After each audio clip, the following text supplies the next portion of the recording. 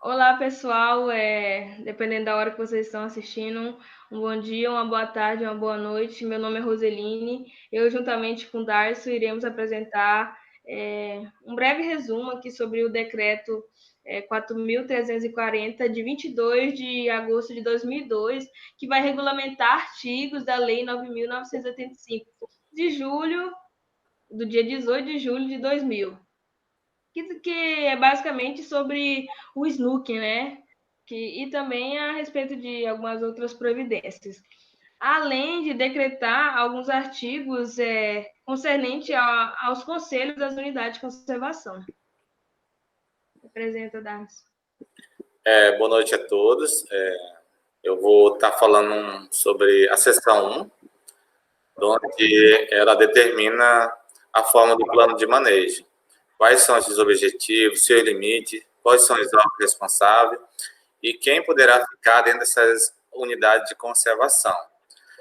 Eles priorizam as populações tradicionais, tanto para as florestas nacionais, como também para as florestas municipais.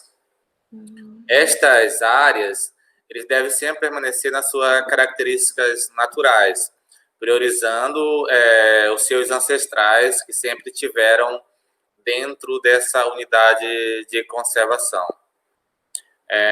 Compete também ao órgão executivo elaborar os estudos técnicos dentro dessas unidades de conservação e dispor de consulta pública numa linguagem bem acessível, porque essas populações elas não têm conhecimento do modo técnico de falares. Então, esse material ele deve ser disposto para essas populações, no momento dessa apresentação, numa linguagem bem facilitada, ou, em muitos casos, ter um tradutor para em relação ao subsolo das unidades de conservação, em relação ao seu limite, eles são estabelecidos no ato da criação da unidade de conservação de proteção integral, no ato da sua criação ou no ato do plano de manejo, no caso de unidades de uso sustentável, né? Então, já em relação aos limites da unidade de conservação em relação ao espaço aéreo,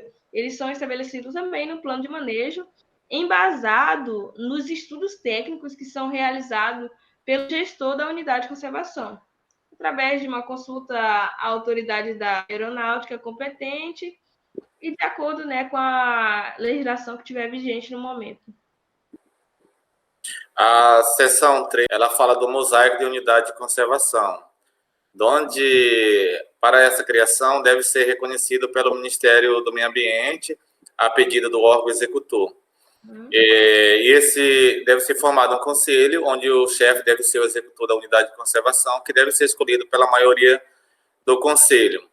E esse conselho deve elaborar o seu regimento interno, esse conselho deve ser deliberativo construtivo, e esse regimento interno ele deve ser criado no prazo de 90 dias, que tem por finalidade desse conselho fiscalizar as fronteiras, o acesso às unidades de conservação, fiscalizar as unidades de conservação, o manejo, a pesquisa científica e o recurso de empreendimento. No caso do empreendimento, esse conselho ele determina como os programas de compensação para essa unidade devem ser elaborados. O que é essencial para essa unidade de conservação? Quais são esses programas? Programa de educação ambiental, programa de fortalecimento para essa fiscalização dessa unidade de conservação. Então, são esses programas que o Conselho determina como vai ser criado, como vai ser conduzido esse projeto dentro desses programas. Esse plano de manejo da unidade de conservação, ele pode ser elaborado ou pelo gestor da unidade ou pelo proprietário, quando for o caso, né? Isso vai ser aprovado mediante portaria do órgão executor, se for no caso de reserva biológica, parque nacional, ou monumento natural, essas coisas. Isso é o órgão executor. Já em relação ao Conselho Deliberativo, no caso de reservas extrativistas, de reserva de desenvolvimento sustentável. Então, aqui nesse ambiente, já que falamos de plano de manejo, Darcy, eu gostaria de perguntar assim, já que vocês moram dentro de uma unidade de conservação, como que vocês fazem para a extração desses produtos florestais no madeireiro lá? Como que é o plano de manejo? Como que vocês, o que que vocês têm que seguir assim, tipo, para vocês conseguir fazer a execução? Então, a gente trabalha hoje dentro dessa unidade de conservação, o Parque Nacional do Juruena, com alguns produtos florestais não madeireiro. Entra fibra, castanha e óleo de copaíba e algumas sementes que são feitos artesanato. Isso. Exclusivamente para a castanha e a copaíba, que tem uma intensidade de retirada bem maior, ele é elaborado um plano junto com o ICMBio, com a FUNAI e membros desse conselho, desse parque. Então, é planejado o que vai ser tirado, como vai ser tirado, e também a quantidade, que é muito importante para essa área, né? Então, a gente tem uma quantidade para tirar para que não afeta os animais, né? Que se alimentam também desses recursos. Então, a gente trabalha com um controle bem rígido com esses órgãos do conselho, né?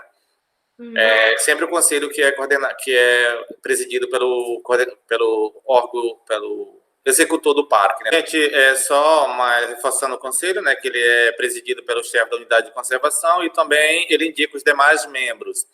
E a representação do órgão público só é contemplado quando couber, né?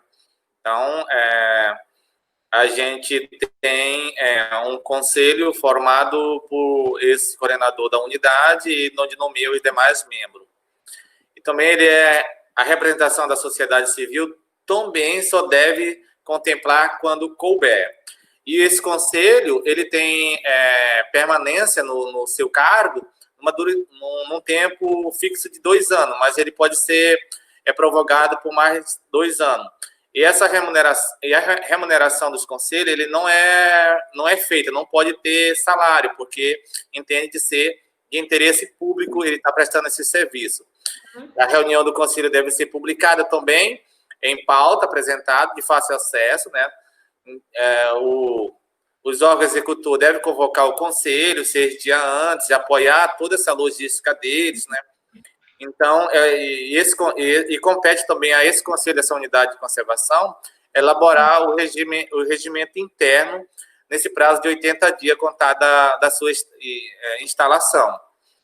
E ele também acompanha e elabora a implementação e revisão desses planos de manejo, né? Então, tudo isso, o conselho tem uma participação fundamental nessas unidades de conservação. Ele também avalia todo esse orçamento, todo esse relatório anual que é feito pelo órgão executor. O conselho avalia em relação a esses objetivos da unidade de conservação. E também ele pode opinar quando o conselho é consultivo ou ratificar no caso do conselho deliberativo. E também fazer essa contratação desse dispor dos termos de parceria na escada OICIP, né? Na hipótese de gestão compartilhada. A gestão compartilhada com a OICIP, né? Poderá gerir a unidade de conservação a OICIP que preenche alguns requisitos. Então, para ter essa gestão compartilhada aí, tem que ter alguns requisitos. E dentre eles, o objetivo institucional, assim, que é tipo a base que tem que estar no meio, tem que estar visando proteção ao ambiente e a promoção sempre de um desenvolvimento sustentável, né? E também tem que comprovar a realização das atividades de proteção ao meio ambiente, o desenvolvimento sustentável. Então, tem que comprovar isso. E no final, ele deve encaminhar, né, os relatórios dessa atividade para uma apreensão. Lá na seção 7, ele fala da exploração de benefício, né? De bens e serviços. Então, é possível a autorização e a exploração desses subprodutos, né? Então, assim, dentro de uma unidade de conservação, é possível fazer essa exploração. Um exemplo seria o óleo de copaíba, que a gente tira, né? A castanha, e tiver outro interesse para explorar, ele deve estar coerentes com o plano de manejo que foi criado lá no início para... sempre esses projetos devem ser destinados a suporte físico e logística do público, né? Então, assim, ele deve ser sempre de interesse público e não de interesse individual. Então, toda vez que a gente for fazer esse plano para novas autorização, exploração, de que quer que seja matéria de dentro de uma área de conservação, ele deve ter interesse do público-alvo, que está dentro dessa unidade de conservação. E também é possível de criar novas autorizações dentro dessa unidade, desde que esteja dentro desse plano de manejo, né, que foi criando esse novo plano de manejo, que esteja dentro do plano de manejo, mas que seja... Dando prosseguimento aqui para a gente não perder muito tempo, em relação aos impactos, né, ambiental, porque a gente sabe que todo empreendimento ele vai causar impacto, seja ele benéfico ou não, em relação ao meio ambiente. Então, o que acontece? O órgão ambiental licenciado, o licenciador, ele tem que estabelecer o grau de impacto. E como que faz isso? A partir de estudos ambientais realizados no processo do licenciamento, né? Que vai ser considerado os impactos negativos, não mitigáveis e passíveis de risco que possam comprometer a qualidade de vida de uma região e causar danos aos recursos naturais. Aproveitando aqui que esse gancho aqui perguntar para você assim, esses empreendimentos, eles sempre vai trazer impactos? Todos esses empreendimentos eles passam por um processo de licenciamento, né, que são as 3 fases do licenciamento, LP, LI e LO, né, são a licença prévia, licença de instalação e licença de operação. Então, eles têm toda a licença para trabalhar, mas tem impacto que a gente chama mitigável. Então, são aqueles que você não consegue conter, não consegue deixar recuperar o que eles causou. Então, que entra essas partes da compensação, que entra os programas na área, quando é uma área pública, de vários programas. Quando são áreas privadas, entra programa que não pode beneficiar o proprietário, entendeu? Entra programas de educação ambiental, de fortalecimento da unidade de conservação, e quando é de interesse público, ele já entra vários programas que também ele pode beneficiar essas comunidades que estão dentro da unidade de conservação. E também oficinas de educações ambientais, programa de monitoramento, entra a parte da água, do peixe, da imagem de satélite, tudo isso são programas que entram dentro desse programa de compensação, que muitas vezes acaba beneficiando essas populações que moram dentro dessas áreas dessas unidades de conservação. Assim, falar um pouco desse reassentamento. Fala um pouco aí para a gente sobre a questão do reassentamento aí. Então, na lei, no artigo 35 da lei 42, a indenização do artigo 42 da lei de 9.985, né, de 2000, ele fala desses respeito ao modo que tem que respeitar os modos de subsistência das populações tradicionais, né? Apenas as populações tradicionais que moram dentro dessas unidades de conservação serão reassentadas novamente. Todo esse gasto para que essas populações se desloquem de onde eles moravam e que vão para outros locais, ele deve ser realizado pelo poder público. Então, esse plano tem um plano de trabalho. Então, enquanto não for reassentado nas condições permanentes dessas populações tradicionais, a unidade de proteção integral serão reguladas por termo de compromisso, negociado entre o executor e as populações, ouvindo o conselho da unidade de conservação.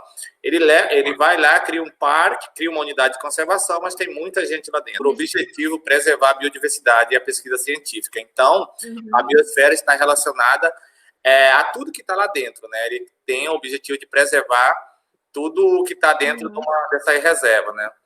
E sendo coordenado pela Comissão Brasileira do Programa do Homem, a Biosfera, Comabra. Isso. Com a finalidade de planejar, coordenar e supervisionar as atividades deste programa.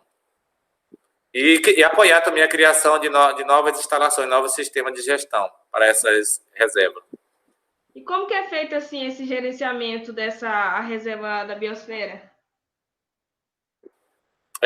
Então, essa reserva da biosfera, ela pode ser uma reserva onde inclui tudo que está lá dentro, né? Biosfera. Então, ela só tem por objetivo a pesquisa científica dentro dessa área, né? Ela é uma área quase intocável, porque é só interesse em preservar, mas que ela serve para pesquisa científica. Então, acredito que a gente tem que dar nossas disposições finais aqui, né, para falar que cada categoria de unidade de conservação integrante do SNUC será objeto de regulamento específico. O Ministério do Meio Ambiente deverá propor regulamentação de cada categoria de unidade de conservação, ouvidos os órgãos executores. Então, é isso. Tempinho um pouquinho extenso, mas a gente agradece aí pelo tempo que vocês tiveram chegar até o final. Vocês são guerreiros. Obrigado demais. Mais.